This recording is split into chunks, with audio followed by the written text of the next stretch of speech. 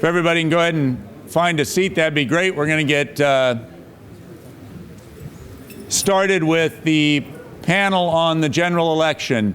I did want to make one quick notation. As I think everybody knows, the Whitman campaign chose not to attend, not to send anyone.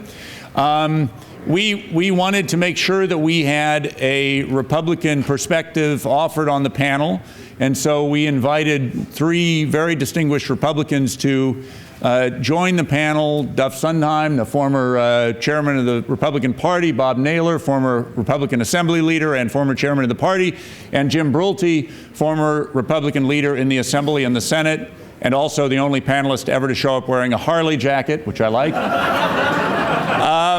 I just wanted to note for the record that none of them were directly a part of the Whitman campaign, and they're not here to speak for the Whitman campaign. They're here to speak for themselves, to give us a Republican perspective, but they're certainly free to say whatever they want about the election and about the Whitman campaign.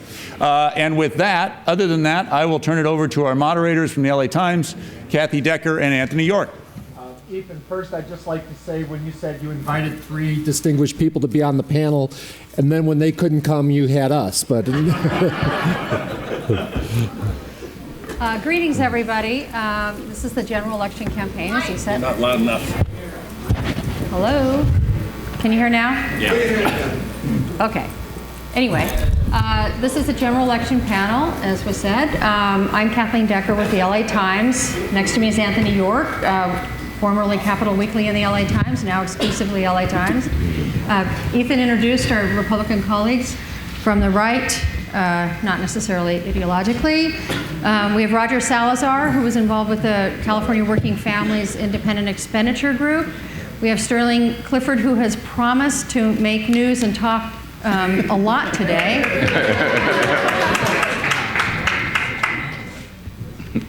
More than the 8 words he uttered yesterday, anyway. We have Joe Trippi. We have Steve Glazer, who's also promised to make news. So, with that, this is picking up from what was discussed in the primary panel yesterday. So let's just start from the morning of the day after the election. On the Democratic side, you've had a candidate who's been able to pop up a little bit throughout the spring, but without a contested primary. You're now facing someone with a truly unlimited budget, and the probability that that morning, if not a day or two later, she'll start hammering you on the head with it. And on the Republican side, your candidate has come out of a rough primary election, at which an issue that she didn't necessarily want to talk all that much about became the focus of the last month or 6 weeks of the campaign. The social issues that she had tried to sort of put on the back burner had become prominent. What is your thinking at that moment, as the general election's about to start, about what your strengths and weaknesses are and what's to come?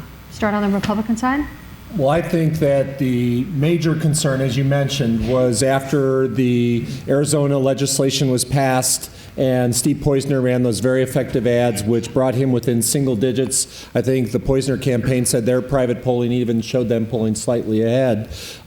Even though they were able to swing it around in the primary, and by May 15th they felt very comfortable about the primary, they saw her negatives shoot up during that period, and they were very concerned about that fact. So their feeling was it was going to be a war of attrition. They didn't feel that they were ever going to be able to jump into the horseshoe, but they were confident that they had a good chance to win the race. Mm-hmm. Anyone else? Yeah, by the way, I can't resist this. Jack Citron yesterday said USC had athletes, Cal has students. Let the record show that Stanford has both. That's a different panel. I think that when the dust settled in the primary, the Whitman campaign was over. They didn't necessarily know it, but there were 4 fundamental disabilities, which I can get into more later, that they had to overcome at that point. One is the immigration issue had been ripped open, and that, I think, in California is just fatal for the Republicans. The second is that they were convinced they had to win the tax and spend issue, and they hadn't laid a glove on Jerry Brown over the tax and spend issue, and they tried and tried and tried through the summer, but the facts didn't support the tax and spend attack. I served 4 years under Jerry Brown's first governorship, and he was not a profligate spender or a big taxer. Third, the likability factor had already been set in. The unlikability factor, and the avoidance of press over a period of time, and the press writing about it, and it getting on the evening news, and then is out there to be picked up in in ads run by the opponents, just wears you down. And I can't imagine what the Whitman campaign was thinking, at least after the first couple of months. I could understand she needed to get her feet on the ground, but it persisted throughout the campaign. And then finally, Arnold was really unpopular in June, and that was, we talk about the rest of the country, but the rest of the country was mostly replacing Democrats with Republicans. Here was a Republican trying to replace a very unpopular Republican who became increasingly unpopular the longer the budget dragged on. I just think it was an impossible thing starting right after the primary. Yeah. First of all, I have great sympathy for the people that worked on the Whitman campaign. I wasn't here for the discussion about polling yesterday. I understand it was interesting, but I believe that if you look back at the history of elections, notwithstanding polling, which simply takes a picture of one set of candidates at one specific time on one specific day, if you look at the history of elections, particularly in California, I think it was always going to be difficult for Meg Whitman or any Republican to beat Jerry Brown. Voters tend to make the same decisions again and again. There's an inverse relation between president's approval and how the other party does in midterm elections. And that generally plays itself out, as it did in this election. And you know, since I was 4, it's only not played itself out in 2 election cycles. And I'm going to be 55 in 2 months. In California, with the exception of Steve Poizner, we have not elected a non-incumbent Republican statewide in a regularly scheduled election since 1994. And that was an election where Pete Wilson was running at the top of the ticket. It was a great year for Republicans, and Kathleen Brown, to our benefit, decided to run out of money and come down with television ads the last couple weeks of the campaign. So California is a state that, all things being equal, wants to vote Democrat. That was hurdle number 1 for Whitman or Poizner or Campbell or whoever. Second of all, when it comes to electing a chief executive, voters are very discriminating. Again, with the exception of Reagan and Schwarzenegger, and I'm not even sure you can use Schwarzenegger because it was a special, it was an interesting aberration of an election. But with the exception of those 2 people who started with near universal name ID and a positive image, in modern history, we've not elected a governor who has not first held statewide office. Earl Warren, Pat Brown, Jerry Brown, George Deukmejian, Pete Wilson, Gray Davis, all held statewide office before they were elected governor. It's one of those criteria that voters look for when they pick a chief executive, because they get that governing is hard. And for those who say voters are not discriminating, let me point out how discriminating they are. When you're going to be one of one, they want that level of experience. None of the last 5 U.S. senators elected statewide in California held statewide office prior to being elected U.S. Senate. When you're going to be one of 100, voters do not expect that level of experience or require it. So I think going into the election, no matter who the Republicans would have nominated, we're at a disadvantage against Jerry. Now, I can say, let me just finish. I can say that I think Poizner would have been a little stronger, but I can't prove that. But since he had held statewide office, I think he would have been stronger, but I do think he would have had difficulty, which is why I advised him not to run for governor. So coming into the race, I think Jerry Brown started with a competitive advantage. Does it mean Meg Whitman couldn't have won? No, I think she might have, but it would have required her to do everything right and for the other side to make some mistakes. She, in fact, her campaign started with a disadvantage. They did not do everything right. And frankly, the other side did just about everything right. Did you guys think that experience was still an advantage, given the national climate? Was it clear to you that experience, that this was going to be sort of a replay of '98, that experience was going to be an asset in this election? We thought it was just going to. We thought it's going to be a walk in the park. I'm surprised we even went to work. I mean, these guys have laid it out pretty well, huh? We did everything we could to try to change that dynamic, but we failed miserably. Because we had to justify that we were being paid, so. Well, but in the summer you were nowhere to be found anyway, right? Jerry Brown was nowhere. There was a lot of hemming and hawing among Democrats, and there was this proxy campaign that popped up, right? The Working Families campaign, and this was sort of an aberration as well. This cycle. But Anthony, let me go back and before maybe just to set the stage, okay, and to be a little bit more serious. When we moved to the post-primary situation, obviously we had done our research, we had a sense of our strengths and our weaknesses, and really a lot of the discussion, and we had an ad in the can in case we had to go on the air, but the focus really was about our fundraising. How much money could we raise, and how much flexibility did we have to engage with the Whitman campaign were they to come out of the box and attack us. And at that point in time, our best expectations were that we were going to have about a $30 million campaign. And what that meant is that we had about a reasonable level of ads for about 8 weeks.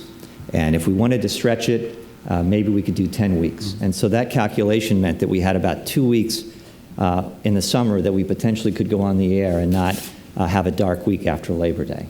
And so a lot of our discussions were about how much, what our resources situation was, and if Whitman went up, could we go up and respond or not? And that was the spirited discussion we had internally. Yeah, I'd just add to that we all talked a lot in the waning weeks of the primary about what we're going to do right afterwards, or what we thought or hoped they would do. And I think all of us hoped they'd stay on the air. We thought the worst thing for us would be if they went dark. Why? Why is that?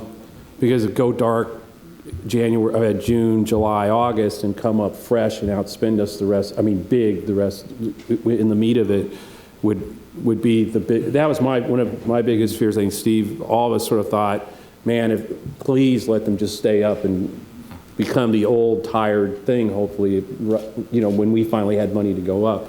And then I think the second thing is I really do believe he doesn't like to take credit for things, but Steve's credit for really kind of forcing real discipline to not go up. There were a lot of, we had a great kitchen cabinet, a great team, but there were disparate voices. People really were making a big case to go,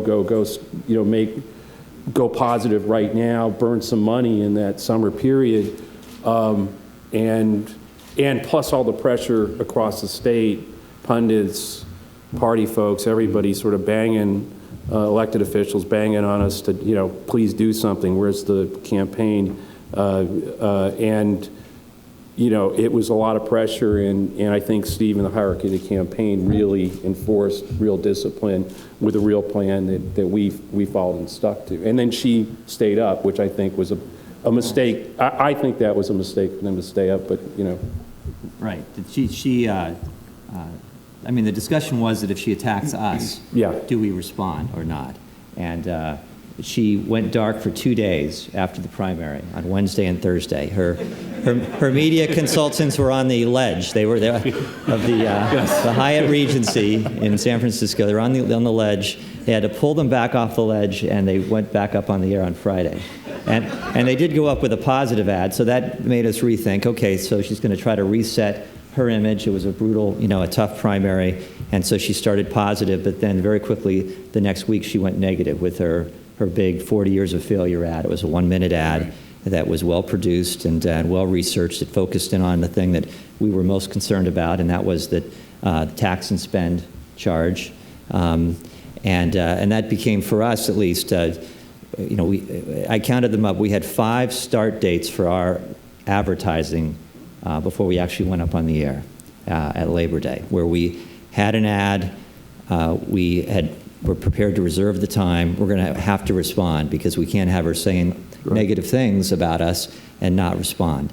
And so that was, I think, one of the toughest choices that we had internally, particularly the first one, because that ad seemed so tough. Is this hurting us? Is it not? Can we let an attack go unresponded to? And that's really where we were during the second week in June. How much of that pressure and the pressure from outside and internally was from the recent example of Phil Angelides in 06? I mean, whether it's accurate or not, the conventional wisdom seems to be that Angelides came through this bruising primary with Steve Wesley, and then the Republican Party spent money that summer right after the primary, and Angelides never recovered. Right. I would say that's one example, but it's the conventional wisdom in politics that you don't let an attack go unanswered. Period. It's just not something you do. And obviously we saw that play out with Angelides. But that's how you see that play out in campaigns small and large. But one of the big differences is that in 2006, Schwarzenegger didn't have a primary, so he hadn't been up on the air all through the spring and early summer. Well, we saw just Roger? from I was going to say from the independent expenditure side of things. We had taken a cue from that example. It wasn't going to be the same race. Jerry Brown is not Phil Angelides. We had worked on a race against Jerry in the primary for Attorney General, and there's he has a lot of strengths, and there's a lot of inoculation that comes from his many years of experience in politics. The voters just generally seem to like him. But we did sort of our calculation, in the winter of 09, or the end of 09, working the math on the back of a napkin, and sort of said, if Jerry does everything right, if Jerry raises every dollar he can from every Democrat who's ever given to a Democratic gubernatorial candidate under the new limits that are out there, if he does everything perfectly, he could get to about $45 million or so, which, as Steve mentioned, earlier, their calculation was the same as ours. That could probably get you, 8, 10, 12 weeks but also leaves you vulnerable in the summertime. And so what we wanted to do with the independent expenditure that we put together was create sort of a single progressive group to prevent, at least, again, it wasn't going to be the same campaign, but we did not want to happen to Jerry what happened to Phil in 2006. Even if it was just a couple of points that Whitman would be able to sort of gain an edge on, we didn't want her to be out there on their own. So again, we put together our own plan of what we wanted to do with our independent expenditure group to do the research in March and April, prepare ads by May, and stealthily raise money by asking for commitments instead of cash, so that we could spring it on Meg in June, and if we needed to. There were a couple of other independent expenditure groups that popped up in the meantime, which forced us to be a lot more public than we wanted to be about what we were doing. But again, the entire goal for us was to be ready and have some research-driven ads that would help level the playing field, as as the other guys call themselves, in this campaign, and keep it so that when Jerry was ready to do whatever he wanted to do, he didn't have to worry about these summer months. Sterling, during this period of time, you also had the sort of good luck of a alleged serial killer and civic crooks helping out the then Attorney General. The Bell story came up. He was huge on local news in Southern California on that. The Grim Sleeper case came up. He was all over the news on that. How much did his ability to generate free press during that span of time, when the other side's up on the air and you're getting assistance from labor, but he's trying to essentially raise money, how much did that impact, keeping your head in the game? A lot. More than that, please. Up to 10 The words. answers have to be longer than the questions. Yeah, no, and you know, I hesitate to acknowledge a serial killer or you know, horrific corruption at the local level as good luck. So I want to say up front, I think everyone can agree that it'd be better for everyone had those things not happened. But no, it was good. You know, I mean, people do still watch TV news and people do still read the paper, and they, you know, all those blogs have original source material. So there's some value to traditional media coverage, despite speculation to the contrary, at least I think.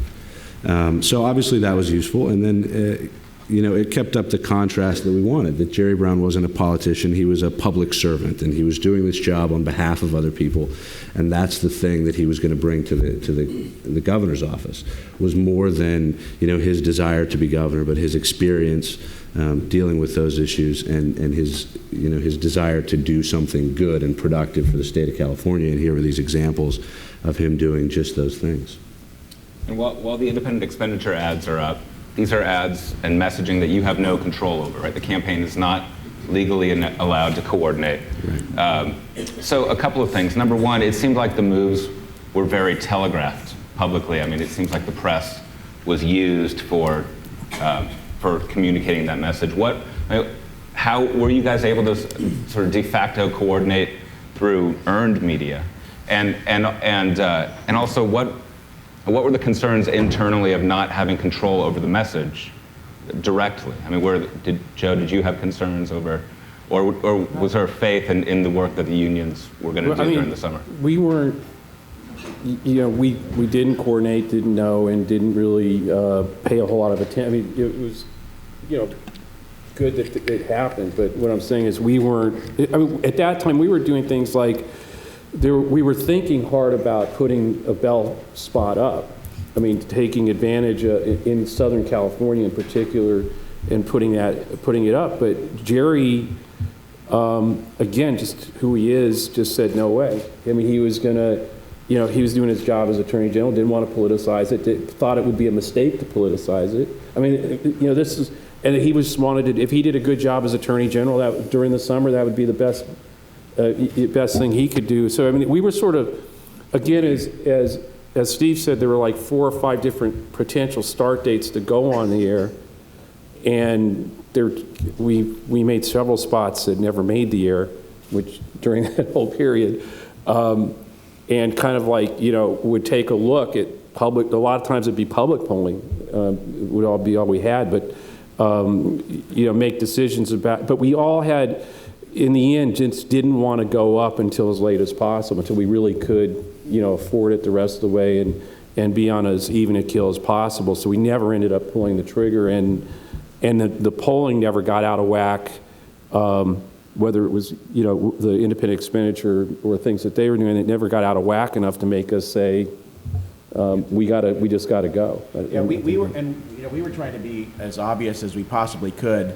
With the moves that we were making, again, we were counting on again, we had watched Jerry during the spring, and saw the discipline that he had, even though people were jumping all over him to get in, to do something, to be more visible, to start to go out onto the campaign trails and the campaign trail. So we just tried to be as obvious as we could and telegraph our moves as much as possible, so that but and it's not traditionally the way you want to run a campaign, because you're letting in this case the opponent is Whitman know what your strategy is up front as well. So it's a sort of a double-edged sword on it. But we were as we sort of put these spots up, we were counting on Jerry's discipline that he showed during the springtime, and we're hoping that we were being obvious enough to sort of make our intentions clear to anybody who was paying attention.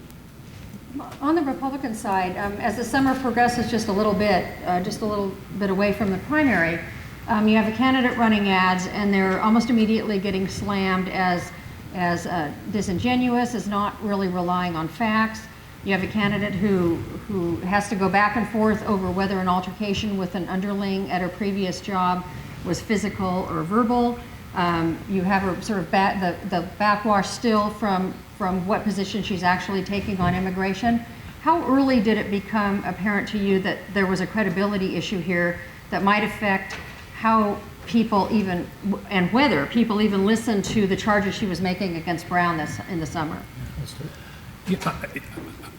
I think she had trouble going there. I wonder what the Brown folks think, because they, of course, saw the polling. None of us did. We weren't involved with the campaign. But I think she set the table when she was 50 points up, or 48 ahead of Pollster, and then went Poizner, and then went negative. She really laid the foundation for undermining her credibility as a fresh new face. That was point number one. Going up as hard as she did right after the primary, I mean, think about this. By Labor Day, Jerry Brown, who was governor when I was in high school, was the fresh new face in the governor's race. And so I think part of the way she conducted the primary, I mean, it's nothing wrong with attacking your opponent. I probably would have waited until he threw a shot on television, but I think she set the table for that. And because of her inability or lack of desire to interact with the press, I thought it allowed a narrative to be built that long-term was not going to be helpful to her. I was worried, very worried, when there was no, despite all the money she was spending, there was no traction, obvious traction. Mm-hmm. And I think that all that advertising about tax and spend was neutralized by what I think may be the most brilliant single sentence in the campaign, and that is, no new taxes without a vote of the people. And there were Republicans who voted for Jerry Brown because he said that over and over, quite a few of them. When the period from the primary to Labor Day was very important, because from the Whitman perspective, they wanted the race to be about the issues, jobs, the economy. They did not want it to be about character. They felt that they were vulnerable on that because of the no voting and other stuff in her past, especially, with the independent voter, her history at Goldman Sachs and stuff like that. So they knew there were some real problems on the character side. So they wanted it to be about the issues. They were correct that, after the primary, they did some positive ads. That really didn't get them any traction. There was all the blowback. So the fact that they had spent all that money, Jerry was off on some island during that 3-month period, and they wake up on Labor Day and the numbers hadn't moved at all, was a major concern. Yeah, just some of the focus grouping that we were doing in March and April, sort of leading up to the general election, we were a little worried about independent women and even some softer Democratic women. Because they were not buying. We were testing a bunch of messages about Meg's businesses, and that she was a bad businesswoman or a corrupt businesswoman or whatever the case may be, and none of that stuff really worked very well, especially with some of those swing folks. So our what we saw did work was that you couldn't trust her. And so that's sort of why when we laid out our ads in the general, we went after sort of the trust issue, and even a lot of the things that we talked about, whether it was 28 years ad that we did, the Y spot we call it, that ad, people always asked us why we hit on the 28 years thing, and it was more about her response to not voting for 28 years than it was the actual not voting, in that she sounded like a politician. She sounded like she was, she was basically becoming everything she said she wasn't going to be, and she wasn't fresh anymore. Was it the combination of being a billionaire and not voting, or the not voting? I mean, is there a way to sort of tease out, did you tease out in the focus groups whether people translated that into opportunism? Yeah, I think there was. It was why why didn't she get why didn't she get involved before? And again, couple that with the political speak that the Brown campaign definitely took advantage of with their echo spot later on down the road. I mean, she just sounded scripted. She sounded, and again, couple that with the billionaire item, just made her seem like they just couldn't relate to her, and they didn't know what her motives were. And that's sort of what we were trying to tease out with the spots that we were working on. It should be noted that the voting hit was a good one, but if you notice in our advertising, we never used it. Yeah, why not? because there were so many other good things to say. So when you, what were, I just teed that up for you. You're welcome, Steve. You're welcome. Did you see the smile on his face, though, when there were so many good things? So it was a good ad, and it did raise some good questions foundationally, and we were happy to see them go on the air. We had no knowledge of it, and they did a good job, and we appreciated it. One of the things that was in that first Whitman ad, there was a clip from the 1992 presidential debate, right, with Bill Clinton, with that later was broken out as its own ad, but it was Bill Clinton attacking Jerry Brown. Was that a concern for you guys? Were you worried that was going to be a viable attack and pry off some Democrats?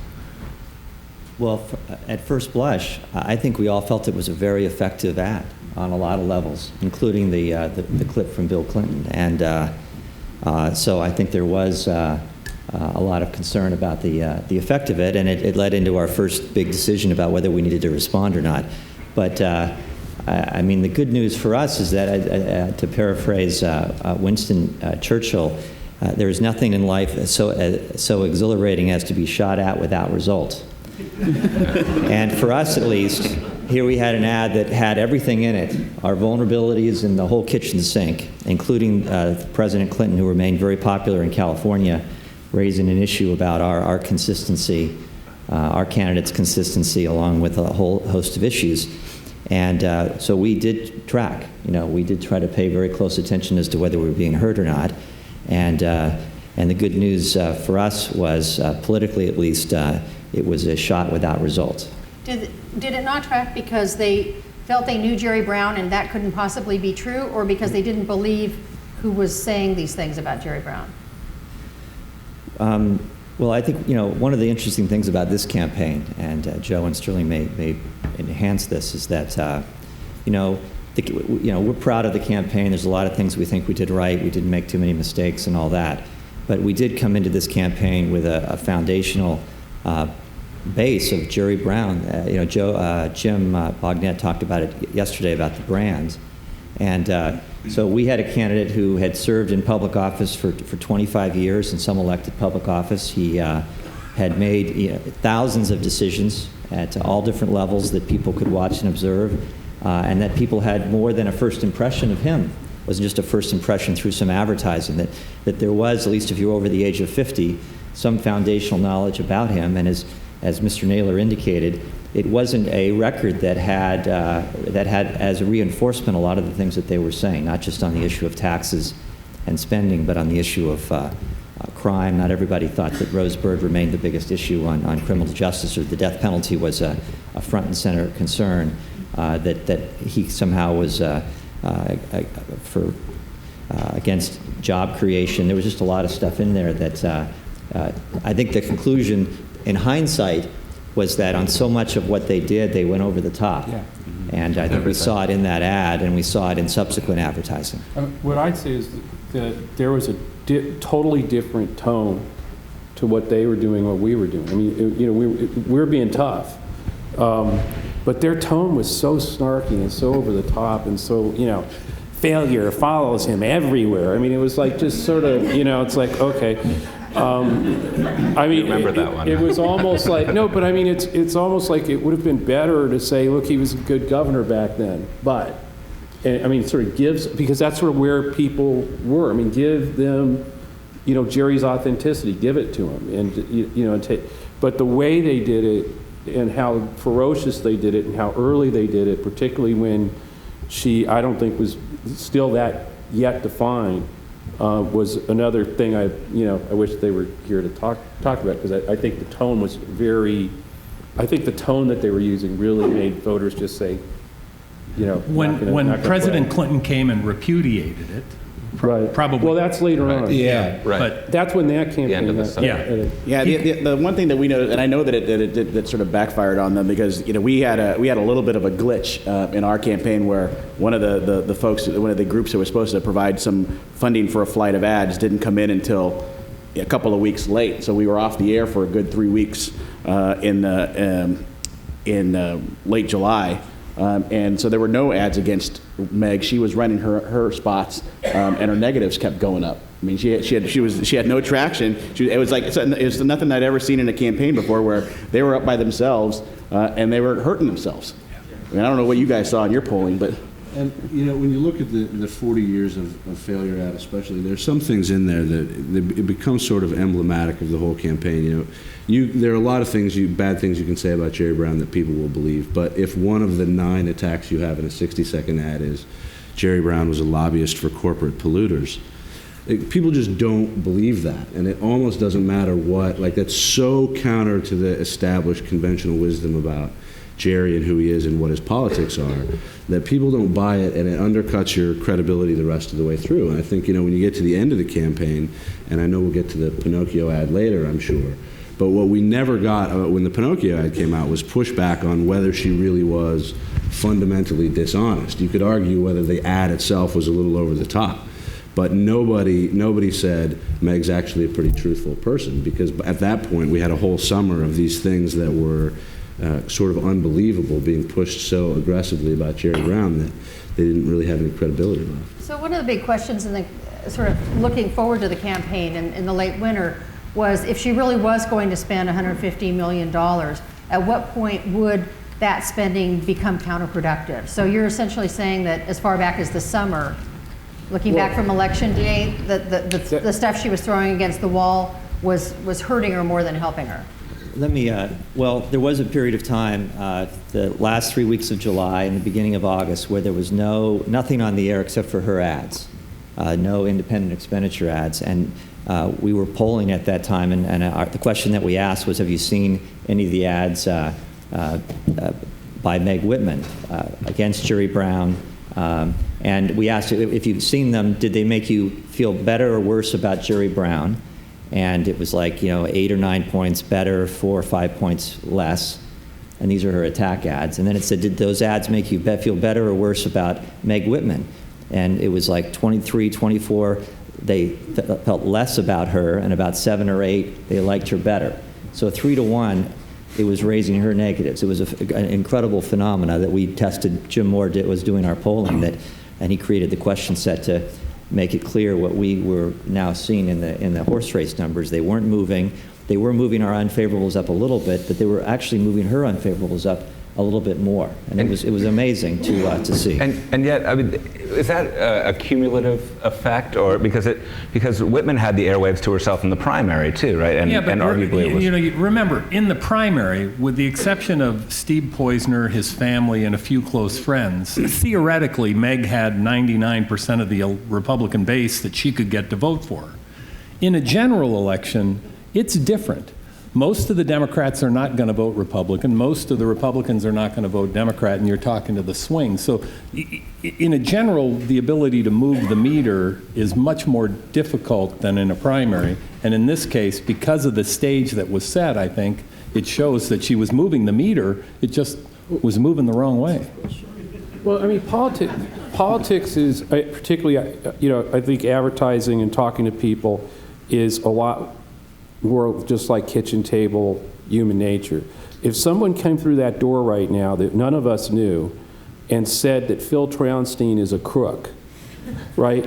Whether you know whether we'd all agree, but still dislike the person coming through. He's a lot of things, but he's not. Yeah, even though all of us know that to be true, we would wonder, who the hell is this person who's doing this? I mean, what are you doing? And so for her to so quickly, I think, on Poizner, and it's sort of being new to the in terms of how California viewed her, to take this path and hurt her own credibility. They hurt her credibility with some of the charges and the way they handled things, particularly on the Clinton ad, where they, once they put that thing up, and once it was clear that CNN got it wrong, and that Bill Clinton was saying it's wrong, and take it down, and they kept it up, and she kept saying, I stand by it.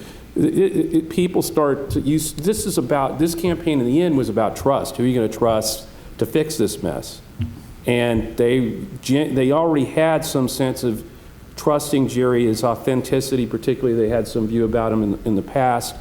and there was something real about him. And here's this person who's just coming off the, just coming out of nowhere, and all she's doing is basically losing credibility, attacking the tone, the whole thing. I just think there were some real errors there.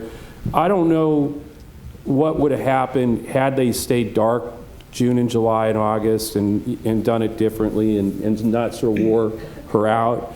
But I do think there were a bunch of things that they were doing that did not, in the end, they don't make sense. But keep in mind, just to keep the record straight, that we were even in the polls coming out of the primary. The public polls that came out later in June, we were even. That it wasn't, this revisionist history like her candidacy was doomed from the start is a little tough to swallow. She had started her initiative with the Latino community by running very creative Spanish ads.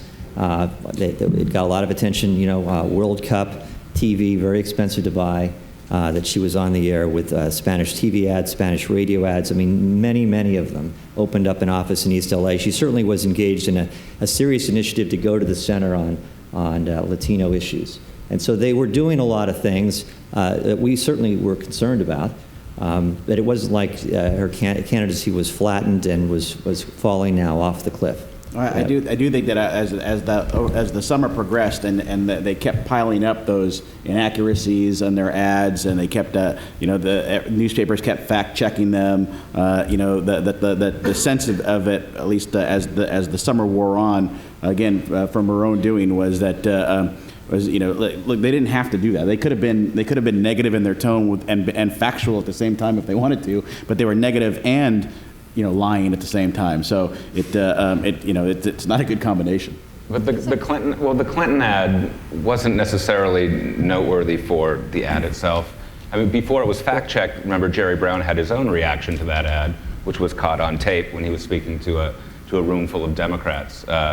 And he made a joke about the president's past, and that sparked something that I think a lot of people covering the campaign didn't know how that was going to play out. Was Jerry's ability to go off script, right, and say things sometimes that you didn't know what he was going to say. There was an incident of him meeting a reporter up in the Berkeley Hills and comparing the Whitman media effort to Nazi Germany. No. No? He said it was Goebbels-like? No, that's not what happened? Talking about propaganda. Right. What more? Well, how was Goebbels was not a well? Anyway, we can have this discussion later. But that's he was jogging, stopped at a drinking fountain. Let's put it in context. Okay, but all those details. What more did you want us to try to do? I mean, we're doing everything we could for these guys. Well, Sterling, I mean, what sort of communications challenge does that present when you know this going in, right? About the candidate? Sure. Lasso, I think, Jerry's willingness to say what he really thinks. One, there's a degree to which that is more legend than fact at this point. I mean, there were a couple of kind of high-profile incidents where, he said some things in unguarded moments that were not helpful to the campaign necessarily. But I mean, let's be real about it. It wasn't a daily occurrence. It wasn't a weekly occurrence. It wasn't a monthly occurrence. Jerry, if nothing else, I mean, the guy started appearing in political campaign posters for his father and in family photographs when he was like 2. So this is not a new environment to him. Does he say what he's thinking? Sure, he does. And a lot of his thought process occurs out loud and in public when he's working through how he really feels about issues. But if you're in a position where you can have conversations with the candidate, which we were because of the size of our operation and the way Jerry works, fortunately most of the time we knew what he was thinking before he said anything in public. So very little of what he said actually came as a surprise to those of us who worked on the campaign. And again, those things were inconvenient, but Jerry's authenticity was a big part of the reason people voted for him in this campaign, and that's the downside of authenticity. So, you have to take the bad with the good a little bit. On the Republican side, as you have been through a lot of campaigns in the past and see these problems looming, see them getting bigger and bigger, what was the dynamic with outsiders and the Whitman campaign? How willing were they to accept well-meaning suggestions, if any, if at all? And was there any sort of effort, sort of panic moment when people went to her campaign and said, she's coming off as unlikable, she's coming off as not telling the truth, this thing is going downhill fast?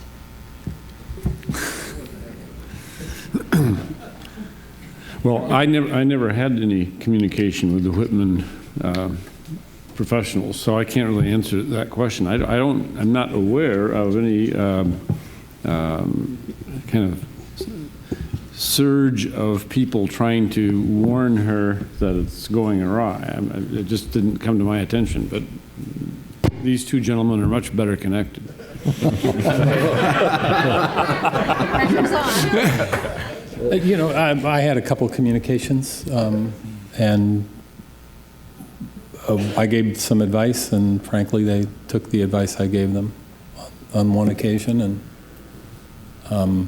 I offered to help do something on one occasion. They chose not to do that. But I found the guys who are professionals who've been involved in California Republican politics for a long time. They wanted to win, and they were willing to talk to whoever had good ideas. Well, I think a lot of people felt that if there ever was a campaign in the history of California that was doing enough polling that knew where they stood, this would be the one. So I think there was a strong feeling that, my voice, I may not be seeing the same stuff they're seeing, but they're seeing more than I'm seeing. So in terms of, oh my God, there's a problem here. You could clearly see it in mid-October. I don't want to get out of the chronological order here, but when you had Obama, Clinton, and Palin come out, you could just see, it's kind of like, okay, this is the last round and this is going to be very difficult to overcome. So I think the sense was we're seeing the same things they do. In a campaign, are there a lot of people that think that they have the answer and feel that they weren't listened to as much as they should? Yes. Were there a lot of people in this state on the Republican side that felt that way this time? Yes. Has that happened before? Yes. And will it happen again? Yes. Yeah. By the way, she spent over $1 million on polling and focus groups through the summer. So it underscores the belief that they had a lot of data points in which to rely upon their strategy and their message. That was more than we spent on overhead in our entire campaign. Skipping ahead to the first debate in September, it's for a lot of Californians, polling showed throughout the year that a lot of younger Californians particularly didn't really have a strong sense of who Brown was. How important was that to casting his impression among those people, and what did your sort of polling afterwards show that people had gotten from it? And from the Republican side, how do you think that either changed or enforced any dynamic going on? Well, we could certainly see in our polling that those under the age of 50 had a higher level of undecided about Jerry, so that he was less known. It wasn't a dominant element of our strategic thought. There were a lot of other things that were more important to us than those under the, certainly those under the age of 30. To some extent, those between the ages of 35 and 50 were of note. And so we did, when we first went on the air, we've now moved to Labor Day, and after making a choice not to go on the air 5 different times prior to that, we actually had a discussion internally about maybe we could wait another week. And that is a true story, because we're only down, now we're, at Labor Day, we're only down a couple points. Rasmussen and I think Survey USA had us down 7 or 8, and that was getting a lot of attention, and the cat calls from the gallery were continuing to pour in. But our own polling, which we relied upon, had us down about 2. And so we did decide, in terms of our first ad that Joe did, to do a semi-biographical spot to deal with those who didn't know Jerry as well. And so we did take the time, and Joe can talk about the ad if he wishes, to reflect on some elements of his record to kind of get people up to speed. The ad, many of you may remember, it started out with shots of the old the limo, the mansion, and again, one of the things we wanted to do was remind people how frugal the guy was, and who he really was. We all know, anybody who's ever worked for Jerry Brown knows how frugal he really is. There's one campaign where nobody did anything for the money. I mean, did it because we believed it, a small group who really believed in the guy, which also made it very easy to make a lot of the decisions. But, we had a really good kitchen cabinet, group of people and there's always a group of folks like Peter Coyote who agreed to do the voiceover on that ad.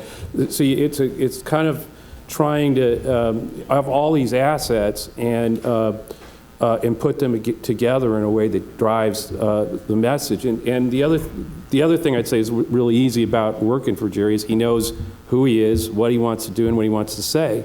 So you're not trying to work with scripts or anything like that. I mean, the things about living within our means, pushing decision making closer to the local level. No new taxes without a vote of the people. That's Jerry. Nobody's like writing the script for him to say that stuff. So I mean, that spot, I think, kind of laid out the basis of where we were going to go, because what we wanted to do was lay down that sort of bio, remind people, get people to tune in, and then start to really contrast between the authentic Jerry Brown, just him, no whistles, him to camera, and with Goldman Sachs, some of the other things that we wanted to get into who do you trust, and the character issue that they wanted to avoid, I think. So as we were heading to the first debate, we had 3 weeks of TV now under our belt. The numbers had moved from down a couple points. We were up about 4 going into the September 28th debate. And so our focus wasn't on those under the age of 50 that didn't know him. I mean, I think our focus was on how can the debate reinforce what we had now been saying on TV, showing Jerry to be the genuine, real guy, not scripted, but down to earth and direct in terms of whatever he was talking about, reinforcing some of the governing principles that had been laid out in the advertising spots. And we weren't into a target like under the age of 50. That's who we need to speak to on this debate that maybe didn't know him or not. My reaction to the first debate was that I thought Meg Whitman actually did a pretty good job, and I think among a lot of Republicans, we weren't sure how she'd hold up under that. But having said that, Jerry supplied the comfort level that the public needed after the onslaught of negative advertising over the summer. And I think he was very effective. He came across as you said, unscripted and experienced. And she was still a little bit canned, a little bit too scripted, still did a good job, was spontaneously answered a number of tough questions, but he won that first debate. Was Whitman, Bob, you raised sort of an interesting point about Whitman. Was she overmanaged? Was she overhandled by consultants? I mean, in the primary, there was this moment where she hadn't done any interviews going into the Republican convention. A press narrative had started on that. She showed up and she answered questions for an hour and she was fine. I mean, that was my basic sense of that. Do you think that more Whitman may have shown us a different result rather than just this sort of air war? If she had behaved the whole campaign the way she behaved at that Republican convention where she spent an hour with the press, I think her whole image would have been more positive going into the general election. I think it really hurt her, and it was a cumulative thing of ducking the press and not being spontaneous, not being able to answer questions on policy, even though she's quite good. I mean, she had mastered a lot of policy material, and I went to quite a few meetings with her. I mean, these were just campaign fundraisers or briefings of her people, and she was excellent on her feet in these meetings. And it didn't come out in the campaign. It was quite remarkable. So I don't know whether to explain it by being overmanaged or being insecure and overmanaging yourself, but it was one of the two. I don't know. I knew who I was voting for. I didn't watch the first debate. Of course, no matter who did what in the first debate, the next morning was a rather interesting one. What did you all know about the possibility of a Nikki developing in this campaign, and what did you? I mean, just sort of walk us through that day for you. Sterling? I knew nothing, and to this day barely understand what happened. Well, there was talk at there was a report by a reporter that you had mentioned that something like this coming up. That was a 9-word answer. It was not a total surprise that it happened. The timing of it was not something that we were involved in at all, or the exact circumstances of how Nikki kind of emerged on the stage. That's not something that we were involved in. Did you know specifically it was her? And did you know? No. How much detail did you know? Practically none. We knew that there may be an immigration-related issue. I knew. I should preface this by saying I don't want to speak for anyone else. This is what I knew going into it, is that there may be an immigration-related issue for Meg Whitman, and we certainly wanted, obviously, that people to be prepared for that. And we did take some steps to try and lay the groundwork there. It was a surprise that it came out the day after the debate. I mean, just on a personal level, I was almost a little disappointed because I thought the debate had gone so well. I could have lived with a couple more days of positive Jerry Brown coverage off that. Yeah, one thing before we get there, I mean, because I think there's one part. The Clinton ad was, I think there was the critical one. Another critical moment for us was turning the table on the Clinton ad and the Pinocchio ad, and that was another case where David Doak, who had done stuff in the past for Wesley and for Gray Davis, and was part of our kitchen cabinet. We were all on the phone, and we were talking about how we going to turn this into a lie. I mean, it's a lie. We need to do that, and said, well, why don't you? What about Pinocchio? It's an old thing, but maybe we could do that. And so we went about. I immediately wrote the scripts and got them to Steve, and we started to do all the animation and stuff. But the whole question was, how hard do we do this? Because again, we were trying to keep this tone thing. So I mean, but I think that quickly. I mean, we were buying 15s. It was like it was, I think, a real decision in the campaign the first one to really engage her. Right. And I would say one more thing, which is that I would say the first 3 weeks after Labor Day were pretty well planned out. And this was the first point in which by what the Whitman campaign was doing, we were reconsidering what we were doing and the impact on our budget. Because again, we didn't have a lot of money. We were now doing better with our fundraising because we came to Labor Day not as far down, so everybody felt we were definitely in this race. I talked earlier how we had a $30 million budget, and this is the point where we're trying to think of, well, maybe we can get to 35, and our fundraising was a little bit more robust. So do we want to change our plan now, and from the first 3 weeks that have been laid out, and do something in response to this Clinton ad, which we did see as potentially damaging. You did? So you thought that was potentially a damaging ad? Yeah. But also not only potentially damaging, but maybe there's an opportunity to really turn it, really stick it in people's heads that she's lying. And I think we really accomplished that. And there was a little bit of fear about, are we being too demeaning? Are we going over the top? That kind of stuff. And so there were several versions of those animations as well. But we chose the right one. And I think it made it made the impact that we wanted. But again, I'm living in the world of money limitations. How much can we put on this ad? And so we did make a choice that we thought we could make a difference with 500 points basically to go on that ad, which is about $1 million. Yeah. And so we decided, let's go ahead, let's add it in to what we already had on the air. That, as Joe said, you don't ever want to go out and say your opponent's a liar, because people say that's too harsh, you don't believe it. But we did feel at that point that the foundation had now been established, that there had been enough things that she had said that were untruthful, that we felt comfortable that we could be that strong. And we went and we inserted that in the second week, when we had not planned to do so. Was there any, getting back to the Nikki Diaz issue, was there any similar thinking on the Republican side that this could perhaps be an asset that Gloria Allred had injected herself into the campaign.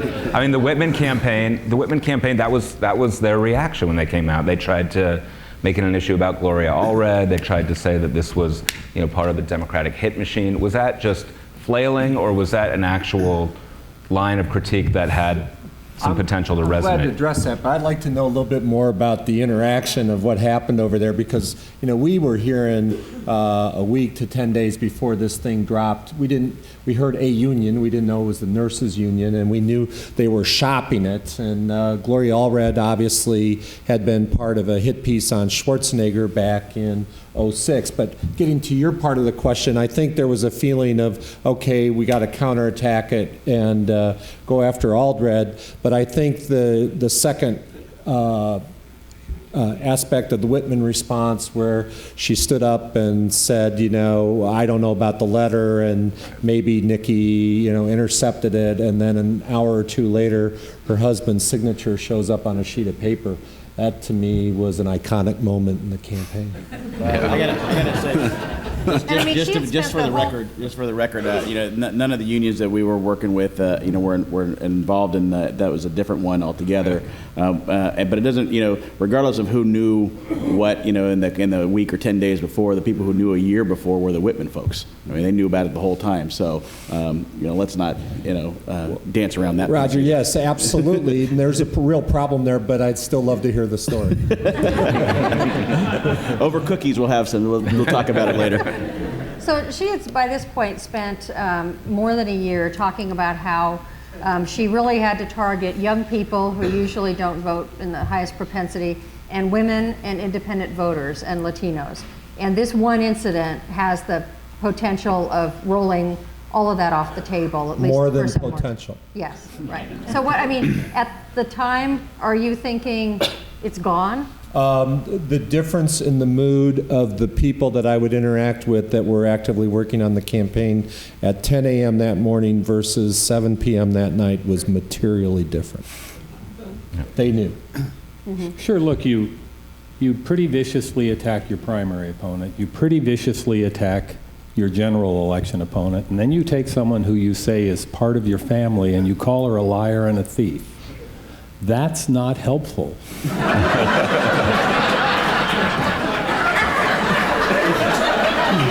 Well, she said extended family, though. That was extended family. It plays into the narrative that has already been developed that's not good for you, and the other side, this is an interesting panel, because I think Joe said this and Steve said it 7 or 8 times. Tone. You tried to maintain a tone of respect while at the same time you were taking the wood to your opponent. It was a horrible thing. And I think Roger is right, although, everyone knows there were 2 Whitman campaigns, the Silicon Valley group and the guys that run campaigns. I will go to my grave believing the professionals who run campaigns in California for Republicans and have run successful campaigns either didn't know about it or didn't know the extent of it, because it was a political crime to trot her out, allow her to say what she said, only to have Gloria Allred come back and prove it to be incorrect. And the only silver lining was Gloria Allred, because she was so polarizing, but notwithstanding the fact that people on both sides of the aisle find that woman offensive, it still had a huge impact in the race. Well, let me just say this, because she's not here to defend herself. I don't find Gloria Allred offensive at all. And I find her to be a fierce, tough advocate for the causes in which she works, and I thought that she did a great job for Nikki, and I applaud her for taking that case and advocating. And you plan to use her in 2014? We're stunned. No, but the other thing I would agree with, though, is that there was, at some level, there was either no knowledge or malpractice, and either way. To know that was there for a year or whatever, and to not. There were different things they could have done in a positive way to get in front of it, and it's just insane that the way that came out and where they put her. Could she have may have done it to inoculated- herself by not telling them, but that's, I don't. Sure, look, I'm not, look, I didn't see the polling. I wasn't involved in either of the pollsters of either side, but it's not necessarily what you do, but it's how you do it. I mean, I don't know how you can be a billionaire, say someone's part of your family, find out she's illegal, fire her, and not even give her enough severance and hire a lawyer to help her out. Now look, clearly that's a problem. There's no good way of dealing with that. That said, I'm not sure they didn't take the least worst way. But again, I don't know what the polling showed, but I thought it was a gift. Could she have brought it up in the Republican primary if she knew about it and inoculated herself? Or wouldn't it have been a death blow in the primary? Look, I think you have to, look, again, I'll defer to the guys who were in the arena on this, but politicians always have an instinct to hide their skeletons. George Bush managed to figure out how to lose 5 points in a presidential election because he thought he could keep drunk driving in the closet in a campaign. Had he brought that out a week before the Republican convention, it would not have cost us 5 points when it hit on Thursday before the election. I don't think it would have helped her however she brought it out, but I'm not sure it could have been brought out in a way that hurt her any more. But what you don't do though is go around the state for a year saying you need to hold employers accountable, okay, for hiring undocumented workers, okay, knowing all that she and her leadership team knew. You don't do that. And that's certainly what she did. And she wanted to immediately deflect attention to us on this whole thing and refused to take responsibility for her own actions. This was the political equivalent of the Michael Huffington meltdown at the end of that campaign and Bill Simon's fraud trial in the middle of the summer. And it was immediately followed by the second debate where a young woman stands up in the crowd, honor student, I think triple major, about to graduate, and sort of pleads her case with the candidate who basically says, you don't belong here. It was all of a piece. Well, at that point, it's kind of like, I know what you're trying to get to, but it's like in a battle, right? I mean, you're retreating. You're not really sure whether it's because of the artillery, the guns, or the grenades, but clearly the cumulative effect is not positive. But, she could have done both things. So you could have done what she was saying on immigration. That, look, we've got to hold employers responsible, and we've got to enforce, et cetera, et cetera, et cetera. And in that, say, and we've got to be tough. And let me tell you, I screwed up once. No, I know firsthand why this is important because I had an employee. All she had to do was one time. The very first time she talked about it back a year ago, she could still have held her position about being, but just say, look, it happened to me. Let me tell you how it happened. And I was forced here with somebody in my family, but we got to be tough on this. We got to stop. She could have done that, and I think so. I think it was getting caught in this sort of hypocrisy, trying to hide it. Again, going in. If you now look at, we've been running Pinocchio. We've got put a lie detector ad up after that. Everything's sort of going at, can you trust what this woman's saying? And all of a sudden, she's got this thing going on all at the same time. It just drove right into where we were trying to send people. I do think, terms of the way they to answer your question, I do think it would have been a serious problem in a Republican primary. But this goes to, how do you assess your chances as a candidate at the beginning? If you can't disclose something because of the Republican primary and then you get caught in the general, I mean, that's why I said the campaign was over on June 7th, because with the level of the immigration issue that had been raised in the primary and knowing internally, whether the campaign consulting team, certainly the candidate and her husband, what they knew, they wasted a lot of money after that. I think it was over. So was that the moment? I mean, was the campaign over at that point when Nikki Diaz comes forward, or was it over before then? I mean... Yeah. We were up 4 going into the first debate. That week of the 28th, we had the Davis debate, then we had the disclosure on Wednesday, then we had the Fresno debate. And so at the end of that week, we were up by 8. there's an argument that said we had a good debate performance that might have helped things a little bit. Fresno created some more problems for her.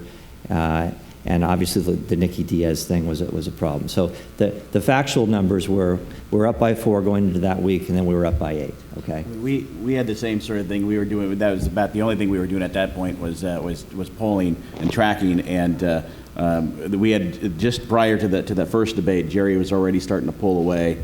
Starting to get the swings over to him, and then after that whole series, we were showing the exact same thing.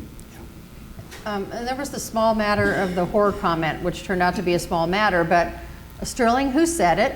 And I don't know. Oh, come on. anyone else? It wasn't me. Steve, no. Steve, yes. Steve? What's the question again? Who said it? If you've been to our campaign office, we're in a giant warehouse. It's all open ceiling. There's only one single office in the whole place. And around Jerry's desk, where the phone call was made, sits at least 6 or 7 staffers within a desk and a half. Plus, there were people that had joined for that call to talk about it. So there were a lot of people in the room. And how many of them were women? 4 or 5. Yeah, there are a number of them. But what's noteworthy about it, just again, this is something that we were experiencing firsthand, and it was certainly a point of frustration, is that the Police Protective League of Los Angeles, working on behalf of the Whitman campaign, released the recording to the LA Times with a transcript that had the transcript say this was from Jerry Brown. And so when it came to us, it was the accusation that Jerry was the person uttering this language. And the reporting blurred a little bit of what this language was. And the quote that was in the transcript had an individual, in this case identified as Jerry, saying, "Should we call her a whore?" Should we was a question. And then there was a claim in this transcript later on that then the word whore was uttered by the same person.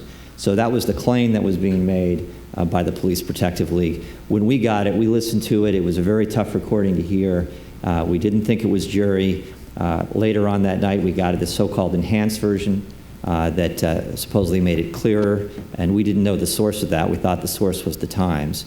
So we certainly circulated it among the leadership group and to Jerry, and we could not make out, from our point of view, who it was, except we were pretty darn confident at that point it wasn't Jerry. And so we said so, but keep in mind, and this applied to some other things that happened in the course of the campaign. We apologized that night. We apologized for the salty language, and we didn't play a lot of games about it. We just came up and we said that language was used, and we're sorry for it, in private. And did it not ultimately matter because people expect that kind of, stuff to come from Brown's mouth, right, or because they determined that it didn't come from Brown's mouth, and so there was some distance from the candidate? Right. When these things happen, it's like the propaganda issue again. You don't really know its impact, and certainly you think about it and wonder, is this going to affect us or not affect us? And it did. The context for it was well reported. It came up in the context of the police union giving their endorsement to Whitman, in part because she created an exception to her position that she wanted to phase out defined benefit plans, but there was a carve out this exception for public safety.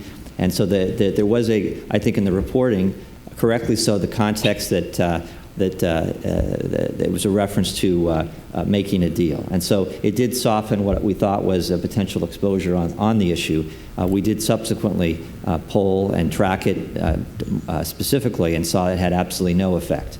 Now, it did have the benefit of taking the dialogue away from Nikki and her hypocrisy on immigration and kind of put us back in the spotlight again. And that remained through that last debate on October 5th, where the moderator, resurfaced the issue in an interesting and some would say unfair manner. So we did have about a week or so of the political oxygen was taken up by that issue. But I don't think it actually got reported anywhere that it was Jerry who actually used the word. I mean, I think Never reported. right over the course of the the first night of going over the tape, I think everyone at the LA Times, all the other reporters who listened to it enough to report on it, pretty clearly came to the same conclusion that it was clearly not Jerry Brown, because he appeared in several other points on the tape. So nobody, I don't think, and the Whitman campaign never really even advanced the argument that it was Jerry who said it.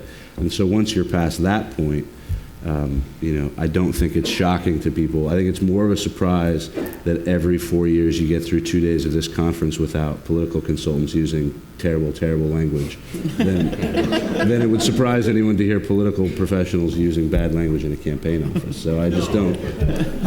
We've been on our best behavior today, though. That's right. I shouted some expletives in the street to get it out of my system before I came.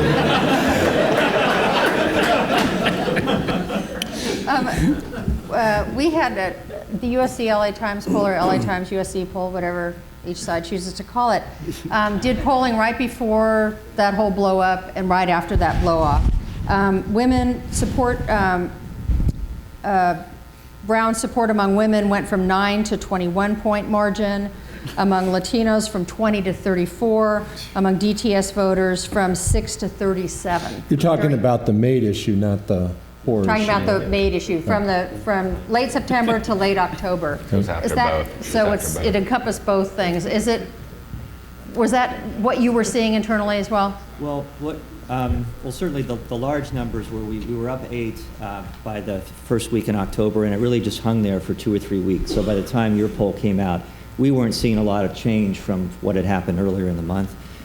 We did see the movement for women. We didn't really see the same erosion that people had been seeing with Latinos throughout the whole summer and the fall. So I don't dispute what you guys saw. You guys had a much larger sample than is typically done with Latinos, and I think that spoke to the caliber of the polling that the Times did. And so I can only believe that is true. I'd just like to raise another issue, just kind of throw it out here. I would say that my personal relationship with every individual in the press that I've dealt with has always been fair, and anytime I've had a problem, I've been able to go back to them. But I just want to raise the issue in the campaign, both in terms of the involvement of the nurses union in the Nikki Diaz case, and in terms of the way that the horror issue was dealt with. It seemed to me that there was a lack of curiosity by the press to really actively pursue those stories. And I just think, for the benefits, and this is about the history and where we go from here, I just am a little concerned about, the lack of curiosity on an objective basis, and B, I'm not totally objective, but I tend to feel that it leans a little bit against us. Were those even significant issues, or did that make any difference in these campaigns? Absolutely not. But I just think it's a concern that I have long term. So I just feel like at some point I need to raise it. Members of the press can bring this up during the Q&A, but I'm not sure that lack of printed stories equates lack of interest. I think that I know certainly on our part there was a great deal of interest.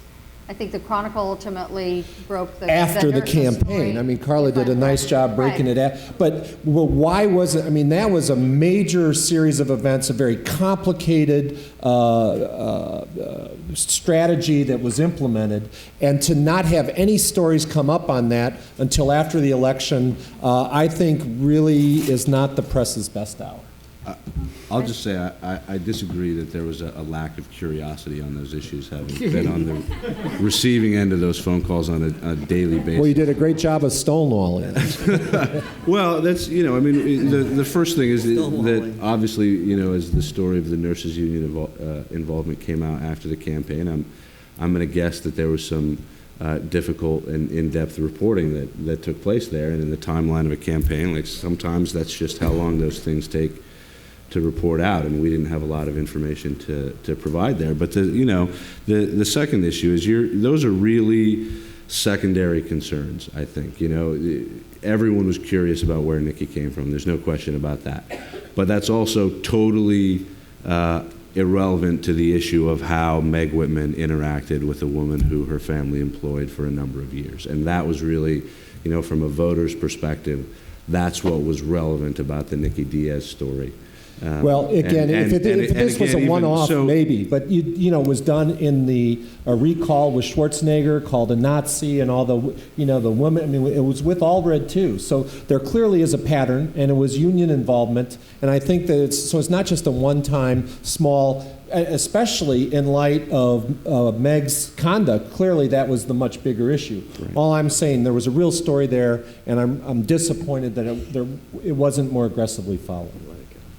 Well, to defend the newspaper on the Arnold front, I mean, he announced in early August, the election was in October. There wasn't a great deal of time to build in a story that came out well in advance of the election. I mean, I was an editor on that election. I didn't even know about the story. That thing was closely held within the paper. It was not gossiped about. It did not involve Gloria.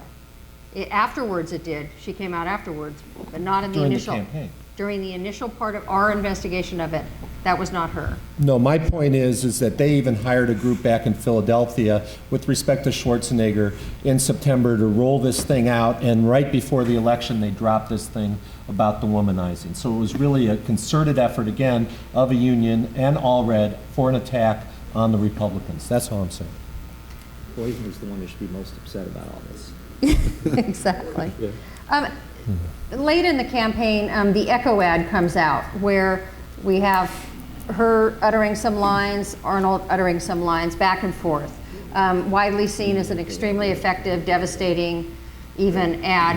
How concerned were you all along, and I think you may have mentioned it early on in this conversation, about the fact that a woman from a business background, a Republican, was trying to replace a Republican governor whose favorables were somewhere in the range of 22 through most of the campaign, and that there was some sense in California that we had lanced the revolutionary boil in 2003, and so it wasn't necessarily as strong here as it was in other parts of the country in 2010. Well, I wasn't here for yesterday morning's presentation on the primary, but the strategists for Poizner always thought that this election would be about the anti-Arnold.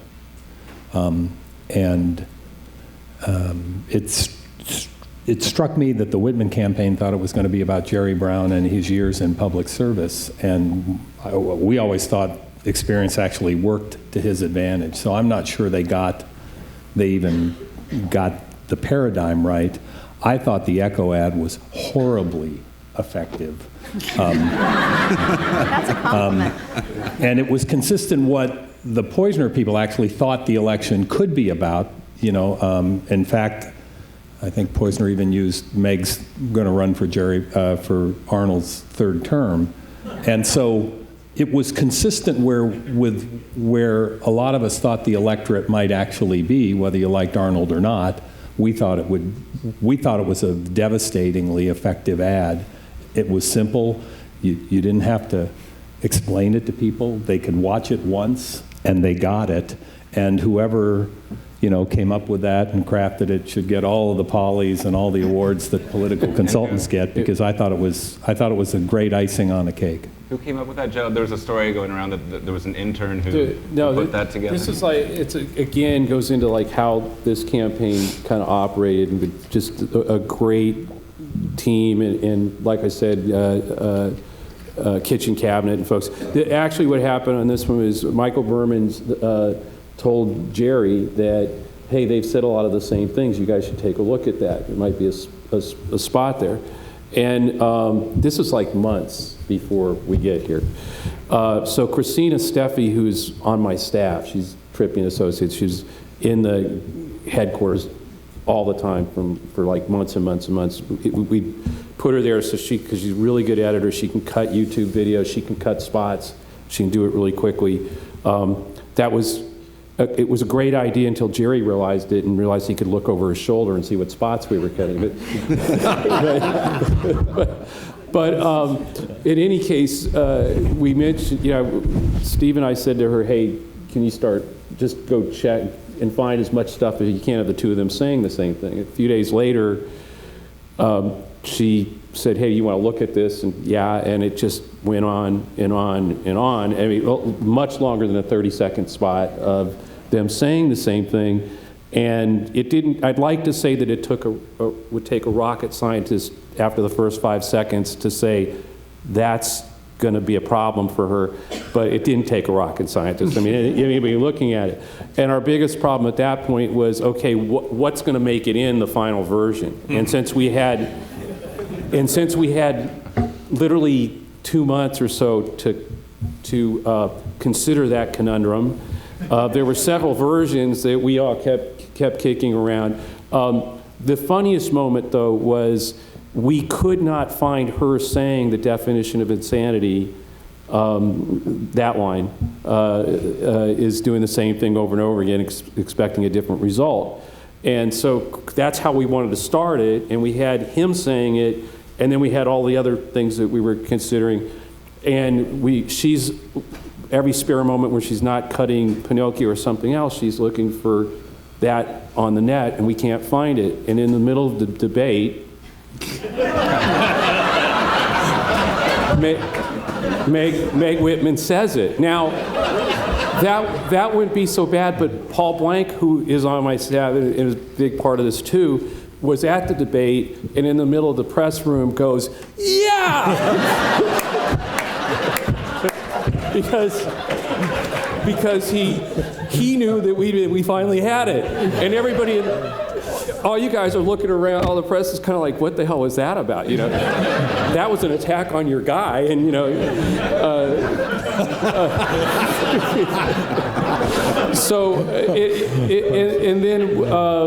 And then what we've been trying to say is exactly what's been said is, you know, hey, we've tried that, it didn't work, and the Mercury, in its endorsement of us, had said that, and we grabbed that. We finally had a good ending for it. And the real problem was, again, getting back to the discipline of this campaign, it was not in our plan to run that spot. I mean, we all wanted to run it, don't get me wrong, but we had this plan about a real discipline about the messages that we wanted to get out and how we wanted, you know, what the first spot, what the next 5 spots would be. And like, it was so good that like, it'd be like, you kind of like we're in the meeting going, Dad, now can we put it up? Now can we put it up? So that, you know, but by the time we still stayed disciplined. We didn't go off and run it no matter how badly we wanted to. We waited and waited until we had gotten the case that we wanted to make. And then there were like 2 weeks left at that point. And we like, if we don't put it up right now, it's not going. And also, and Steve had a good point of this, is that, you know, right now we had an 8 to 10 point lead, I think, and this is going to take a lot of the oxygen. People will be talking about this, and that'll, you know, that means we're less chance of them listening to what's going on. You know, this will hold it, and may help, but it's going to hold it. And so we finally did put it up, and then the same thing with the final spot, which was the 30 years. Moved to California 30 years ago. She said she moved to California 30 years ago, and it was a great place, and yeah, except that Jerry was governor then. And that ad had the exact same kind of role. It actually, it was more about sort of, you know, people really talked about it. Let me give you, that ad became one of the top 10 political viral ads in the entire year. You know, across the country, 400,000 people watched that one. I just want to throw out a couple of things that, because I think Ned and the Brown staff and Tom on my staff worked on the internet. I mean, there were 1.1 million Twitter followers, 1.4 million YouTube views on the channel, nearly $3 million raised online. I mean, there are a lot of things going on in this campaign. A lot of people on the team who deserve a lot of the credit that, you know, aren't sitting up here today. Can I just say, I'm surprised you didn't plan to run an ad like that. I'm talking about the, you know, same language, because I thought one of the most effective things that Jerry said in his announcement video at the beginning of the campaign was, we tried, you know, right. Electing a businessman as governor, we already tried that and it didn't work. And this was just playing off that same theme, which I thought was very effective. Right. And I think you can, if you go back and look at that original announcement video, that message, we really stayed on that message all the way through. I mean, we didn't really deviate. You'll see everything in the campaign in those 3 minutes from that announcement. And I think it's a credit to Jerry and his thoughtfulness about what he wanted to say and all that. We have about a half an hour left now, and so we wanted to open up to questions from the floor.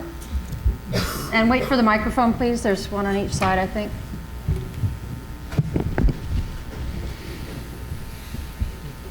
Jerry is known as a micromanager. Can you tell us about the interaction you had with him in the campaign in terms of strategy? Were there times where you, or one time where you made a recommendation and he said, no, let's go another way? Well, as I said, we work in one giant room. So that has a lot of advantages in terms of interactions with the whole campaign team, including the Attorney General. So, you know, he gets attention for his knowledge and experience in so many different ways, but not a lot of attention to his strategic insight that he brings to things, and he has it to a great capacity, and so he has a lot to contribute in terms of the strategic discussion, and he wanted his campaign to be about, you know, where he wanted to take it, not where I wanted to take it or Joe or Sterling, and so every significant decision was made by him in the campaign. So, and that's to his credit that he didn't want things being put out under his name that wasn't really true to him. So the simple answer there is that he was very involved. You know, the campaign didn't have a lot of moving parts. It was fairly simple in terms of its message, and there certainly were there some tactical choices that we made, and ads to be cut and all the rest. But you know, one of the noteworthy things about the advertising, and Joe didn't mention this, but it's worth noting, is that most of those ads that featured him came out of conversations that he was having with Joe or with other people on our team that were captured and then that were turned into, with Joe's oversight, into these nice, very, in some ways raw but very compelling ads. But he was involved in all that stuff, and it made for a great, exciting adventure for me. One of those conversations was with Coppola, right? At least one. It was. Yeah. He's been a supporter of now the governor for many years, many decades actually, and so he was kind enough to offer his studio to sit down and to have one of these conversations. So we had a couple of them with him where they simply talked about the race and the issues and how he felt about things. And Francis Ford Coppola is an enormously talented director, and in so many ways, and he could bring out of Jerry in the conversation things that we could not, and we appreciated his willingness to do that with us. And I will gladly take the rap that the only spot that was shot in a studio that I did not direct was by Francis Ford Coppola. I think I can handle that. It belittles me, but I can. Just go in the back here. Yeah. Hi. I just wanted to ask you if the overarching theme or in this election is two words, Arnold Schwarzenegger, and that the fact that the biggest problem for Meg Whitman was here she was running to succeed a guy who had no, quote, political experience, unquote, and that it's awfully hard to succeed that person even when you have a background like she had, and no matter what she would have done, she couldn't win. I realize I would have said something like that, but what I'm trying to say is, seems to me that's the two words that define the election, Arnold Schwarzenegger. That wasn't our feeling. Our feeling was that it was Jerry's experience, know-how, and independence that could get California working again. I have a comment on that.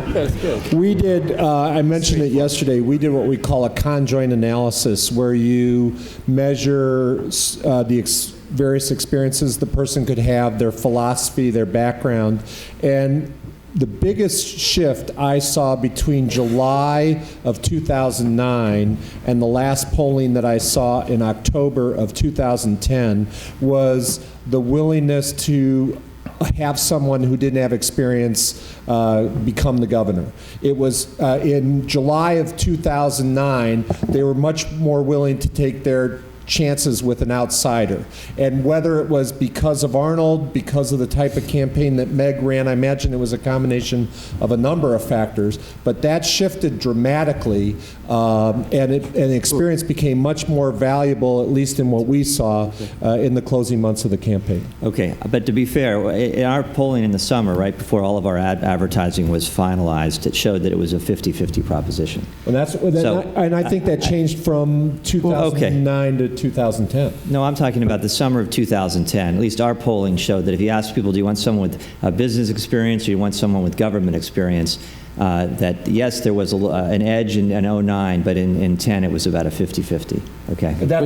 We're in the same group. One of the things that in those conversations with Jerry was, you know, he had a real sense that he had the experience on the inside, knew how to do it, but had the mind of an outsider, and which is how he thought about it. And I actually think that was one of her problems, that you could almost get both with Jerry. I mean, both those, the experience, the know-how, the independence. I mean, he wasn't just joking when he was saying. I mean, that's kind of how we felt about it, and that sort of outsider, you know, a guy who could come in, think about it from the outside, and come at it. And that really made it tough, even for the voters who thought, you know, I want to try an outsider. Right. Jerry was an acceptable inside guy because he had that kind of thing with him. I think that's a good point.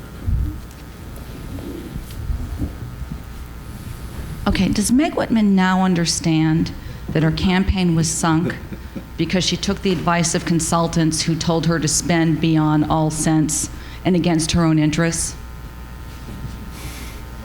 I haven't discussed it with her, so I don't know which. I have no idea. Look, I've met Meg Whitman 3 times. We didn't have lengthy conversations. She seems like a nice person. Was there ever a moment when this was discussed that maybe spending this kind of money was not a good idea? Not that I'm aware of, but I don't know. I'm not trying to hide anything. I just don't know. This could have actually, I've got a whole way this could have been done. We could have stayed at home for the right sum of money, much cheaper than, and gotten the same result. We would have maybe come to terms with that. Deborah, we're not trying to look. None of the Whitman folks chose not to show up. We weren't in the inner circle. We're here because some misguided person from UC invited us. So you're asking us a question that we don't have an answer to. I think, let me get as close as I feel comfortable getting to that.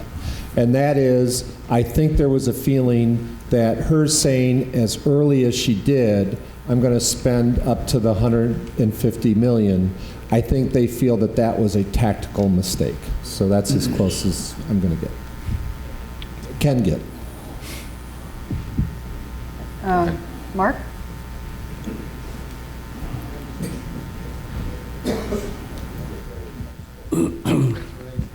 Gotta have something. Thanks. I know this is about looking back, but I want to ask the Republican panelists a look forward, which is another way of saying a speculative question. Do you think Meg Whitman has a future in elective politics? And if so, how could she come back? Well, I've learned to never say never in politics. But I think if she does want to do that, I think that she has expressed very strong interests and, as Bob mentioned, has shown an incredible ability to take information and to process it. I think that if she does want to become part of the conversation, she's a very intelligent woman, very successful woman, and my thought would be if she picked out one of those areas outside of politics and really drove it and followed that through for a while, you never know. She's still, I mean, heck, according to Jerry Brown years, she has a long time to go, and so who knows where she'll be, but I think she has a lot to offer. I think it would take a long time to rehabilitate, overcome the damage that was done in this campaign. I don't see elective statewide office in California. I mean, we've been talking all weekend about it's virtually impossible to elect a Republican to statewide office, and that's if you've got positives going for you. she's not well thought of right now. And it would take a project that put her in a much different light and completely change the public perception of her. The right office against the right opponent. Yes.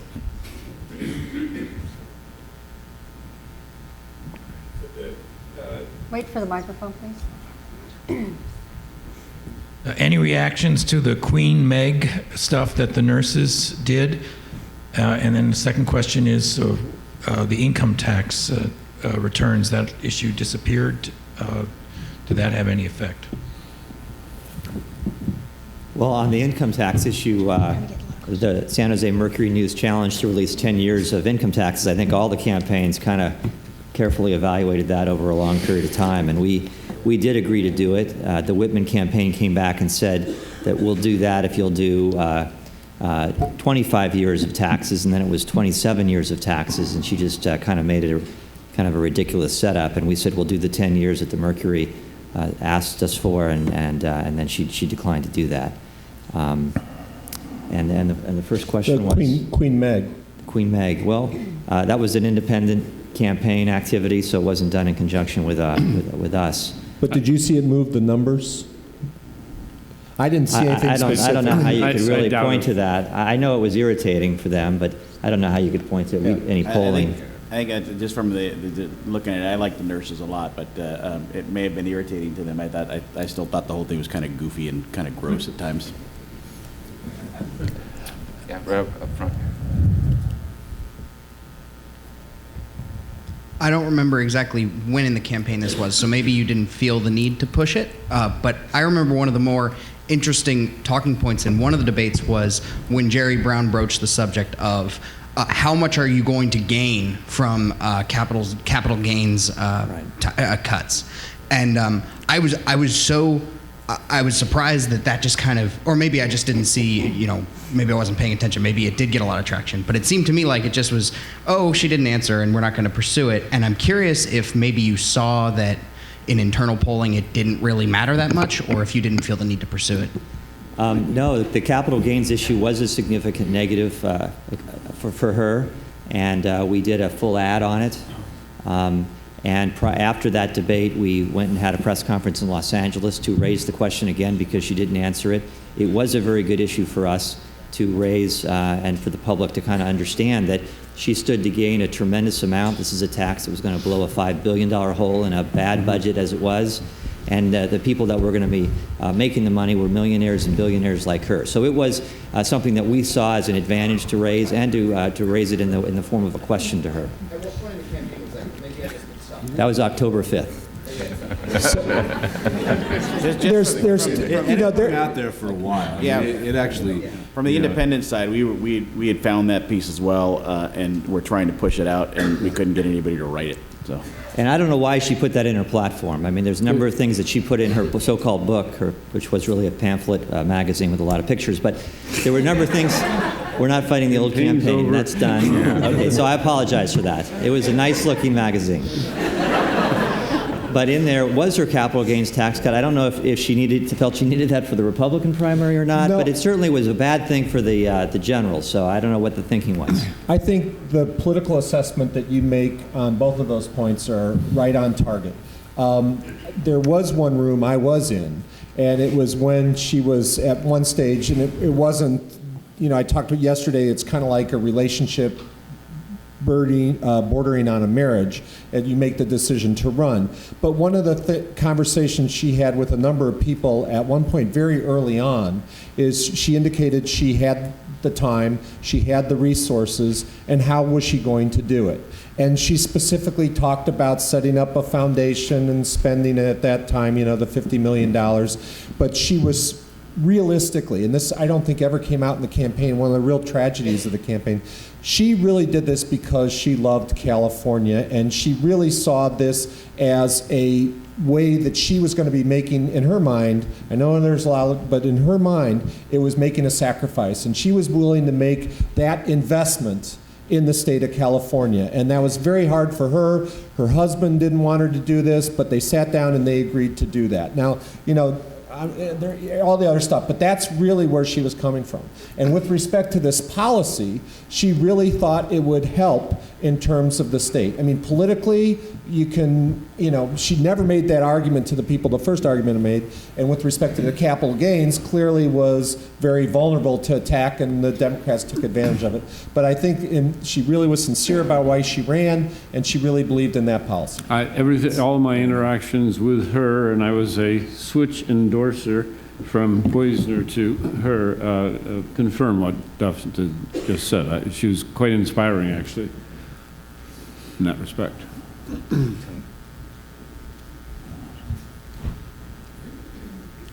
There's been a lot of discussion about the structural problems that she faced because Republicans have difficulty, and also about the tactical issues she faced because they ran a crappy campaign. Which do you think is more? In other words, if the tactics had been better and the strategy had been better, could she have overcome the structural problems? I think yes. But I think, it's kind of like, I used to play football. My son's a football coach. You're trying to separate out, and well, if we didn't throw that interception in the third quarter, and they ran a heck of a campaign and had a great game plan. But I think the election was winnable. I'm inclined to agree with that, but I'll just say it again, by the end of the primary, I don't think it was winnable. I mean, I just think the die had been cast, and they played into the structural problem with the immigration issue. She was forced to do that by Poizner. I don't think he would have stood a chance to win, if he did win the primary. I don't think he had a chance to win either. I mean, I think it was over for the Republicans, and I know that wasn't necessarily evident because the polling was tied, but I just think all the things that I mentioned in my opening were, it was just not winnable.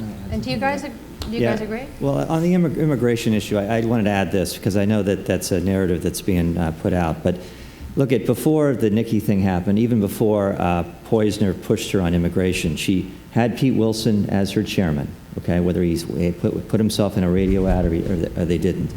She flip-flopped on the issue of path to citizenship.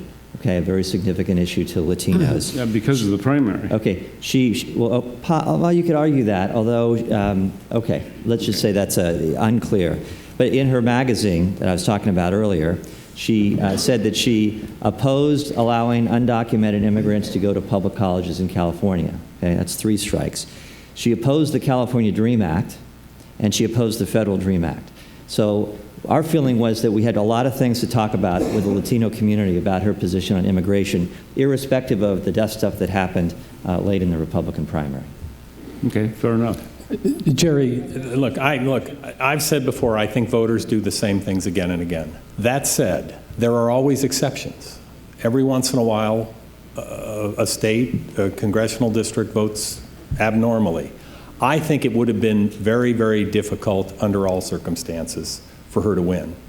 That said, those folks over there and their candidate ran almost a picture-perfect campaign. They knew what they had trouble on. They inoculated on those issues, which is what you do. So, do I think she could have won? No. However, if she could have, she would have had to do just about everything right, and they would have to make some mistakes, and they didn't. I didn't see many mistakes they made. And, campaigns do matter. They can change the course, but in a state like this, it would have taken a picture-perfect campaign, and I don't think they had it. And that's not to take away anything from what they did, because I think they did a great job. I was surprised it was 13 points. I don't know what their position was, but I was surprised that they won by 13 points. I thought Whitman could have kept it closer than that. Don't you think that really early on, the political climate in Sacramento set the perfect atmosphere for the entry stage left of an experienced man who would know how to deal with a gridlocked partisan legislature? Well, yes. I think it's you could argue that, but having served under Jerry Brown, and he had more vetoes overridden by, obviously, necessarily a bipartisan vote than any other governor in history, he wasn't very good the first time around. But I think one of the panelists down at the bar last night said that most people, when exposed to things that made his first governorship problematic, didn't believe them. And so he came across as that kind of a person. And so I would just say the facts were not necessarily an evidence based on his first governorship, but I would say the accumulated experience and the way he handled the campaign, the announcement ad, and so on, just hit the absolutely right notes. Irrespective so, yes, of but irrespective that way. Irrespective of function or dysfunction of the legislature, voters in this state historically take the most experienced candidate when they're picking a governor, whether that's a Republican or a Democrat. That's why Arnold got elected. Arnold, Arnold was elected in a recall, and there was an aberration there, and he actually didn't run against Gray. He ran against Tom McClintock and Cruz Bustamante. Well, it must have been Ronald Reagan's service in the legislature before he got elected. I mean, look, I think the atmospherics were working against us because you had a dysfunctional legislature led by Democrats in both houses. It was a change year. And someone from the outside was the type of person that traditionally voters would have been looking for. And we saw a lot of change across America. California wasn't immune to that. Now, they obviously had to make a judgment as to whether change was more powerful than experience, or maybe jury was kind of a little bit of both. But I didn't feel like the atmospherics were somehow leaning our way. I think the winds were in our face. It certainly felt that way for the most of the campaign. Well, he certainly did one beautiful ad to that effect. I've been here before. I know how to deal. And again, I think that that's Jerry at this stage in his life, right. And that was his feeling about this. He spent a long time trying to decide to run, as much as people think that he was thinking about it all the time because he saw how tough the challenges were ahead, and he did feel that the accumulation of what he knew could be helpful, and it did create the frame. I'd like to say one thing. If this had been any status quo standard guy who had been elected all these years in all these different offices, if there was ever a year to throw them the hell out, this was the year they wanted to do it. The problem was Jerry wasn't the standard status quo guy, and that's where I think if there was something baked in the cake, it was Jerry. In the end, it does get down to who the candidates were, and it turns out he's not, he's just not a guy, the kind of guy that was so insider, so status quo, such a deal maker, all that kind of stuff that they were sick of. And by the way, the second most brilliant line in the campaign was, "At this stage in my life," because he gave the sense that an adult would come and pull the quarreling children apart and get them to function. And it was And hopefully you're feeling like he's doing that today, because he's working darn hard to bring people together. And I just to put in my political plug here, but no, that's another panel. I agree, and we've got one governor, and we really need him to succeed. Yeah, thank you. In the blue.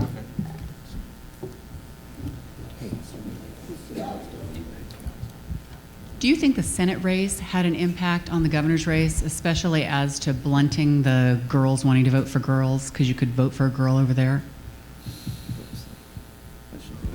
Senate race have an effect on our race because of the women? Well, I think in general we felt that a pro-choice woman running is something to that brings an asset base into an election. So both of them running. We didn't. We certainly were tracking the Senate race and wanting to see how Barbara was doing versus Fiorina, but we didn't spend a lot of time trying to understand that dynamic. It was really about Meg Whitman and her strengths and weaknesses and how we were going to deal with that. The dynamics of those races were very different. And what really surprised me was the low name ID Carly had until very late in the campaign. but I didn't see, I don't think anybody tested it that much, but I didn't see much of a crossover effect. She, by the way, was for the DREAM Act. Right. Yeah, she came out before the DREAM Act. But that got totally lost. Nobody knows that. It's definitely true that women were not underrepresented in statewide campaigns this year. We had 3 on our side. Do we have time for one more Kamala question? Harris, Deborah Bowen, Barbara Bush. Just to focus on I think what was the main backdrop to the campaign during the entire time during the primary and the general election was the budget. And the positions of the candidates were very different. Meg Whitman had a very detailed, she had a plan, she was going to lay off 40,000 workers, et cetera, et cetera. The governor, Jerry Brown, was like, we're going to bring people together. He wasn't making any grand promises. Yeah. And I'm wondering, one, how much discussion was there about how you handled that issue? Yeah. And just a related question, was there a time during the campaign when Jerry Brown says, I don't know why the hell I'm doing this? Was there an identity crisis at any time during the campaign? No, his head was in the game, and he and the campaign were very focused and disciplined, and there was, so that being said, look at, I think it's interesting on the budget because there's a real argument from a political point of view is to be a lot more specific. And but Jury felt that he was trying to be very grounded and realistic about what he saw, the problems in the system, the problems with getting resolution. And so when he said that the process was the plan, for those who are professional political consultants, it's like, oh my, how is that going to play? But for us, that was just honest. It was genuine, it was honest, it was not trying to sell something that couldn't be sold. That, as we work on the budget solutions right now, you could have a brilliant idea, and it doesn't really matter if you don't have 2/3 of a vote. And so he did feel like the process was the only hope for trying to find some resolution, that him coming in and saying A, B, C specifically, while it might have sounded good, wasn't really real to what the next governor was going to face. You just couldn't go in there and dictate. And so once again, it was Jury being straightforward and honest about how we saw things. And I think that in this case, maybe it turned out to be good politics because the voters could understand and relate to it. The purpose of a detailed plan is to show the voters that you've thought through, or you know enough about the issues and you've kind of thought through something. I don't think Jerry had to do that because of his experience. It was assumed that he already knew all this stuff, and Meg had to lay out that level of detail just to be kind of give people a comfort level that she knew what she was talking about. Yeah, I agree, and that created a problem because she had in this glossy 38-page magazine, 42, excuse me, laid out much more and much greater positions than Jerry did during the course of the campaign. And to be honest with you, she got constantly hammered, okay, great. Well, if you said this, what else does it mean? So she had the negative side of having taken positions and was still being beat up for the lack of specificity, where he had the benefit of not having said anything and was beat up on that a little bit. But it really almost was worse for Meg that she had done it. And if I could, I know we're coming to a close, but you deserve the last word, Steve. Okay, I appreciate that. No, first, obviously, we're up here, Joe and Sterling, and I was blessed to have these guys together in this campaign, but it was a much larger group of people that really did this campaign, and they're at least worth a moment of recognition. At the end of the campaign, as I looked through our warehouse, we had 50 full-time people working for the Brown for Governor campaign. Only 13 of them were being paid, okay? And some of the folks who worked on it are here in the audience, and I see, and there, wave your hand, yeah. They put in a lot of time, no money, to help get this campaign on such a good track. And in addition to that, the Democratic Party, they were not represented here because we were here, but John Burton, the chairman, along with his staff, Shonda Wesley, Angie Tate, and Tenoch Flores, was wonderful support for all of us, all the ticket, and I think I think that the success of the ticket is a credit to the Democratic Party and their good work. President Obama was very active out here in California through his organization, Organizing for America. and they were very involved in the Get Out the Vote efforts along with the party, and they're worthy of recognition as well. Is this the credits? Yeah. Well, it is, and the music hasn't started yet, so I want to. Kathy, hand Steve his Oscar, will you? No. That's right. Well, start the music. Hold on one second. So Joe mentioned a couple people. Jury. One of the great parts about working with Jerry Brown is that he has a network of people all over the country that he can rely upon for honest advice, and we benefited from that throughout this campaign. Some of the folks haven't been mentioned, but certainly David Doak, Tom Quinn, Jack Flanagan, Don Sipple, David Townsend, Michael Berman. All had advice and suggestions that were very meaningful to us throughout the course of this. Jim Moore, our pollster, was spot on all the way through. Jim Stearns, our mail guy. It's a long list, guys. And my wife is here. You're lucky. All right, on that. You're lucky the Whitman people didn't come. We'd be here till midnight. On that note, a couple of final notes from IGS. As most of you know, we edit the transcript of this conference into a book. That book we're going to actually add some additional information, including a report on where all the money went that will be based on the final reports due January 31st. We'll publish that book later this year. Everybody who registered for this conference will be notified. It'll also be for sale at our website, igs.berkeley.edu, and on Amazon. Since you ate the free lunch, you're each obligated to buy at least 50 copies. My thanks to the IGS people who worked on this conference. I'm not going to name them all, Steve, but anyway, thank you. And I really want to thank the sponsors. Without their support, we would not have been able to organize this conference this year. Darius Anderson and Platinum Advisors, Chevron Corporation, the California Association of Realtors, Farmers Insurance, Remcho Johansson and Purcell, Nielsen, Merksimer, Parinello, Gross and Leone, Susie and Steve Swat, and Colleen McAndrews. And they have, having given you this entire conference, the sponsors are going to provide one more thing, which is a reception, which will be to which you are all invited. It's in the boiler room. If you go out those doors, they're going to open some doors over there. Go out those doors through the restaurant to the right. There are some signs. Come and join us for a drink and something to eat. And thank you all for coming. And please join me in thanking this panel and all of the panelists.